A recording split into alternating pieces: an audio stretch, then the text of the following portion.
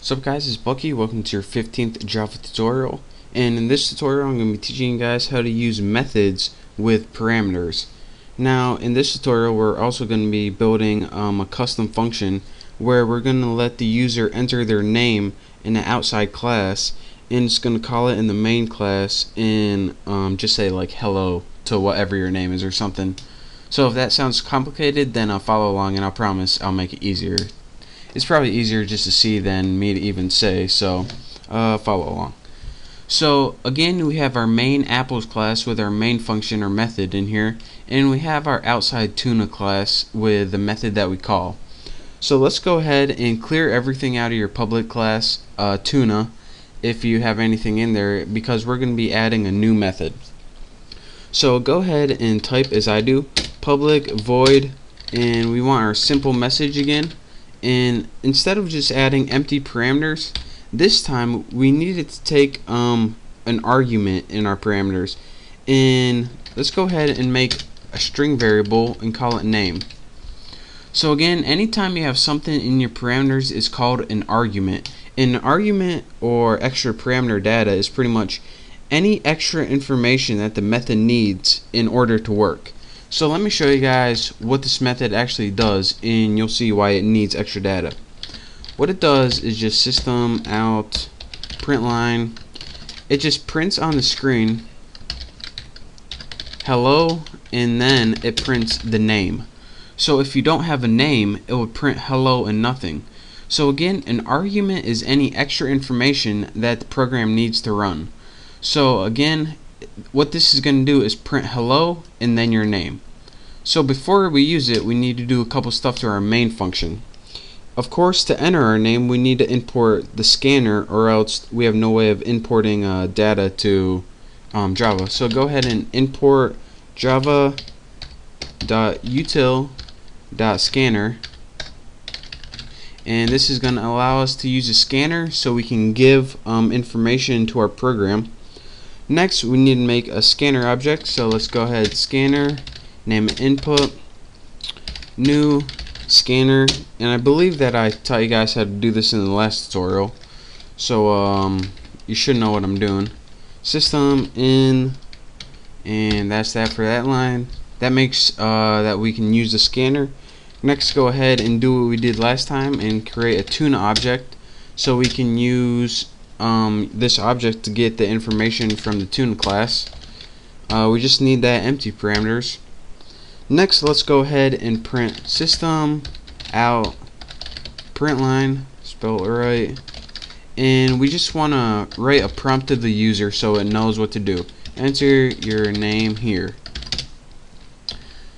So this is pretty much the only thing that's going to go on right now. We now have text on the screen that says enter your name here. Now we need the next thing they enter to be stored in the variable name. So let's go ahead and make string name, so the variable name is equal to input next line. And I told you guys how to input integers using the scanners. Anytime you want to input a string, you use this next line method.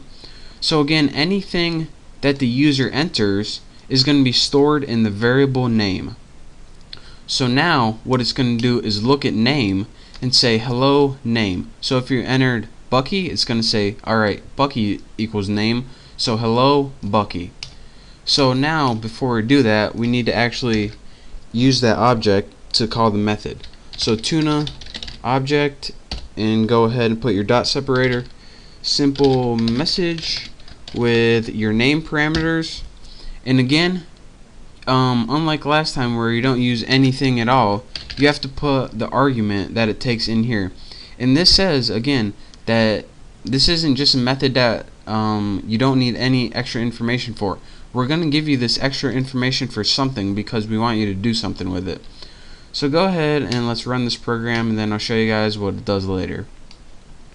Enter your name here, Bucky Roberts, and then it says hello Bucky Roberts. And let me talk you guys through this one last time. We imported the scanner because that's how we how Java allows us to input stuff in the computer, like I typed in Bucky Roberts. Without this, I wouldn't be able to type in anything. Next, in our main function, we said, alright, we want to put this just allows you to use the scanner after you imported it. We next made an object because without an object we can't use anything in this class, as I taught you in the last tutorial. Next, we just put a prompt on the screen. We learned this like in the first tutorial.